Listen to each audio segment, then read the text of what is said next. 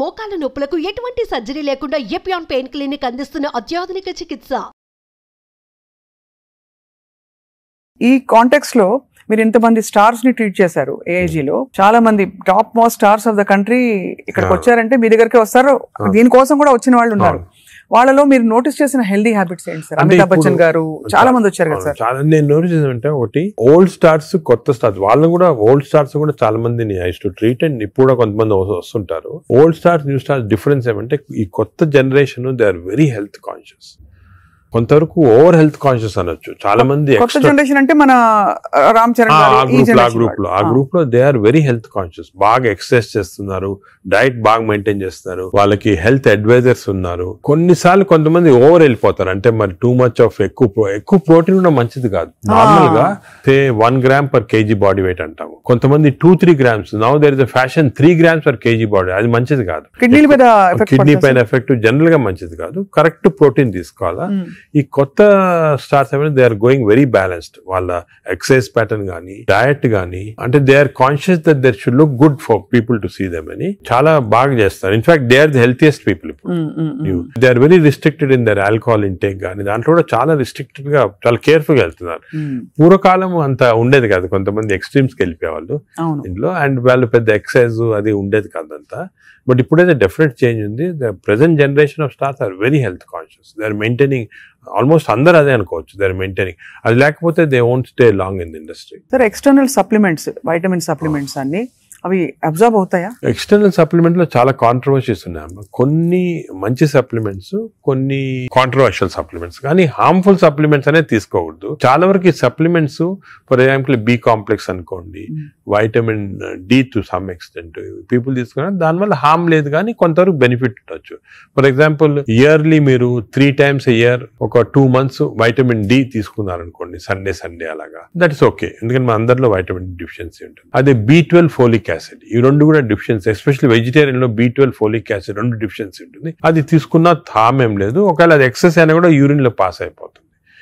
కొన్ని little controversial అంటే NADH అని ఉంటుంది అన్నమాట. అది చాలా మంది తీసుకుంటున్నారు ఈ మధ్యన. ఏంటి సార్ అది? NADH అనే టాబ్లెట్ మజిల్ కి మంచిది, మైటోకాండ్రియాకి మంచిదని. అది రిసర్చ్ లో కాంట్రవర్షియస్ ఉన్నాయి. కొంతమంది ఏమో మంచిది మజిల్ బిల్డ్ చేయడానికి, కొన్ని ఏమో మంచిది కాదంటారు. అటువంటి we don't recommend definitely. But some things like curcumin అనుకోండి, అంటే మనం ఫుడ్ లోనే వచ్చేస్తుంది కర్క్యూమిన్, అది మంచిది తీసుకోవటము. వైటమిన్ K అని ఉంది ఒకటి, వైటమిన్ K, అది వైటమిన్ K2 కొత్తగా వచ్చింది, అది కూడా కొంచెం కాంట్రవర్షియల్. అలాగా చాలా సప్లిమెంట్స్ వస్తున్నాయి. నేను అనుకునేది natural food, correct amount of protein, that is very important. తీసుకుంటే సప్లిమెంట్స్ పెద్ద అవసరం. అంటే మనకి సోర్సెస్ సార్, ఇప్పుడు ఒక చిన్న ప్రాబ్లం, సొసైటీకి ఉండే ప్రాబ్లం, వెజిటేబుల్స్ పెస్టిసైడ్స్ వేసేస్తారని, ఎక్కడ పండిస్తున్నారు, పటాన్ చెరువు దగ్గర అని నీళ్లు వచ్చేస్తాయి, మురుగు నీళ్లు దానిలో పండిస్తున్నారంటారు. పాల పదార్థాలు, ఆవులకి యాంటీబయాటిక్స్ ఇంజెక్షన్స్ ఇచ్చేస్తారు, అది మనకు వచ్చేస్తున్నాయి అంటాం. కోళ్లు, ఎగ్స్ కూడా సేమ్ థింగ్, న్యాచురల్ గా కేజ్ ఫ్రీ, అదే ఫ్రీ బర్డ్స్ అని, అదొక ప్రాబ్లమ్. ఇంకా పోతే ఇంకా మిగతావన్నీ మనకు తెలిసినవే. ఫ్రూట్స్ సేమ్ థింగ్, కార్బోహైడ్రేట్ పెట్టి పండిస్తున్నారు. సో మనిషి వెతుక్కుంటున్నాడు సార్ ఏం తినాలి, ఎలా తింటే బెస్ట్, నేను ఇంకా కొంచెం ఆరోగ్యంగా ఎక్కువ కాలం బతకచ్చు. అంటే మీరు చెప్పింది చాలా కరెక్ట్. ఇది ఒక పెద్ద టాపిక్, సెపరేట్ టాపిక్, రోజు మనం డిస్కస్ చేస్తాం అంతా. హౌ మనకి సొసైటీలో అన్ఫార్చునేట్లీ ఇప్పుడు ఎస్పెషల్లీ సిటీస్ లో, ఈ ఊర్లలో అంత ఎక్కువ లేదు, సిటీస్ లో ఎక్కువ ప్రాబ్లం ఏమంటే ఈ contamination of food of various types, eggs నిచ్చి, మిల్క్ నిచ్చి, వెజిటబుల్స్ నిచ్చి, అన్ని దాంట్లో ఇట్స్ కమింగ్. సో ఎలాగ ఐడెంటిఫై చేసి how to go to organic. ఇప్పుడు ఆర్గానిక్ అనేది అందరికి అడ్వైస్ చేసాం, చాలా కష్టం, కాస్ట్ ఫ్యాక్టర్ ఒకటి, and agriculture can't sustain by just organic without this thing. అదే విధంగా మిల్క్ అనుకోండి, మిల్క్ లో మన ఫీడ్స్ లో మనకి మిల్క్ కి ఫీడ్స్ ఇస్తారు కదా, ఆవులకు ఫీడ్స్ వచ్చిన దాంట్లో ఆఫ్లోటాక్సిన్ అనే టాక్సిన్ కూడా వస్తా ఉంది. ఆ టాక్సిన్ వల్ల కొన్ని డ్యామేజ్ వస్తాయి. ఎగ్స్ కూడా కేజ్డ్ బర్డ్స్ గానీ, ఇవన్నీ కూడా మనకి డెఫినెట్లీ దెర్ ఈస్ కన్సర్న్. కొంతవరకు those who can afford it, organic food గానీ, ఇంట్లో గార్డెన్ చేసుకోవడం, గార్డెన్ ఫుడ్ తీసుకోవటం గానీ, అలాగే విధంగా పౌల్ట్రీ కూడా అలా చేయటం గానీ. ఫిష్ లో కూడా there is a ways of seeing that you don't get in to.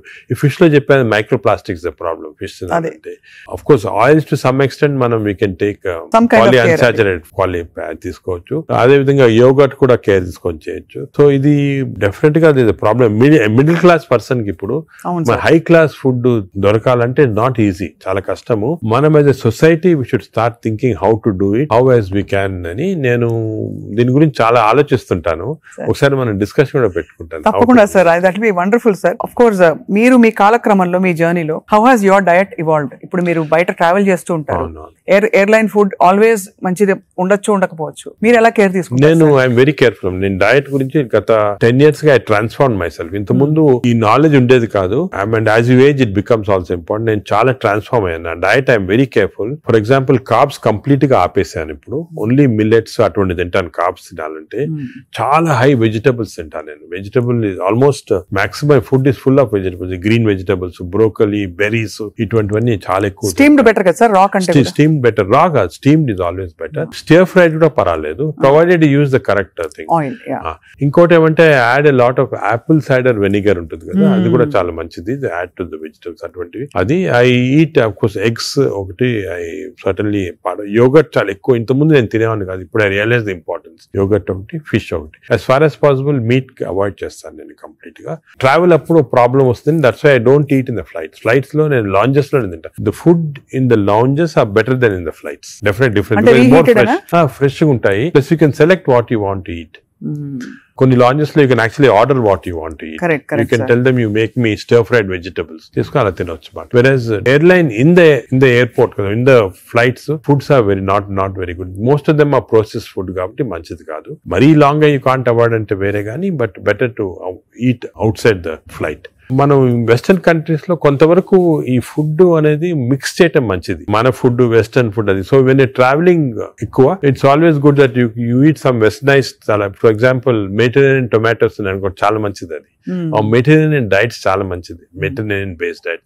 అవి మనకి ఆపర్చునిటీ వెన్ గో అవుట్ దొరుకుతాయి అన్నమాట అది. సో అలాగా మిక్స్ చేయటం వల్ల, so I learn now to be very careful. ఎందుకంటే I think food is essential not only for your physical fitness, ఈ ఫ్యాటీ లివర్ రాకుండా ఉంటాం, మెంటల్ ఫిట్నెస్ కూడా ఫుడ్ చాలా ఇంపార్టెంట్. అది అఫ్ కోర్స్ సార్, అదే కదా సార్. సార్ ఫ్యాటీ లివర్ కి అయితే మొత్తానికి మెడికేషన్ ఉందా? అఫ్ కోర్స్ అదర్ దెన్ అంటే లైఫ్ స్టైల్ దగ్గర మనం ఆగాం. లైఫ్ స్టైల్, ఫుడ్ ఇలా ఉంది. లైఫ్ స్టైల్, ఫుడ్, ఎక్సర్సైజ్, ఈ 3 things ఆర్ చాలా వరకు కవర్ అవుతుంది. ఇది కాకుండా చాలా మంది ఆల్రెడీ వచ్చింది ఫ్యాటీ లివర్, లేకపోతే దే కెనాట్ ఫాలో సార్, మంచి మెడిసిన్స్ వస్తున్నాయి. ఒకటి ఒక మెడిసిన్ సారోగ్లిటజార్ అని, మన ఇండియన్ మెడిసిన్ సారోగ్లిటజార్ వచ్చింది. అది ఇప్పుడున్న డ్రగ్స్ కి అది బెస్ట్ డ్రగ్, అది మేము యూజ్ చేస్తున్నాము. ఇదే కాకుండా దేర్ 2 new drugs, రెస్మెట్రాన్ అని వచ్చింది. అది ఇంకా ఇండియాకి రాలేదు, వస్తుంది. అది ఫ్యాటీ లివర్ స్పెసిఫిక్. కొన్నిసార్లు కొంచెం vitamin E some times helpful గానీ, చదివాను సార్ ఎక్కడో వైటమిన్ ఈ లో ప్రాబ్లం అంటే ఎక్కువ తీసుకుంటే టాక్సిటీ కూడా వస్తుంది, సైడ్ ఎఫెక్ట్స్, హార్ట్ గానీ అటువంటి సైడ్ ఎఫెక్ట్స్ రావచ్చు వైటమిన్ ఈ. అదే విధంగా ఇప్పుడు కొత్త గ్రూప్ ఆఫ్ డ్రగ్స్, ఇది కూడా చాలా ఇంపార్టెంట్. కొత్త గ్రూప్స్ ఆఫ్ డ్రగ్స్ వచ్చాయి, GLP-1 అగనిస్ట్ అని. చాలా మంది they are using it for fat, అంటే ఒబెసిటీ తగ్గించడానికి, డయాబెటీస్ తగ్గడానికి. ఒక ఇంజెక్షన్ మీరు వినుంటారు, పేరు మంజోర్ అని. ఇండియాలో కూడా కరణ్ జోహర్ తీసుకున్నారు కదా సార్, పక్కగా అయిపోయాడు.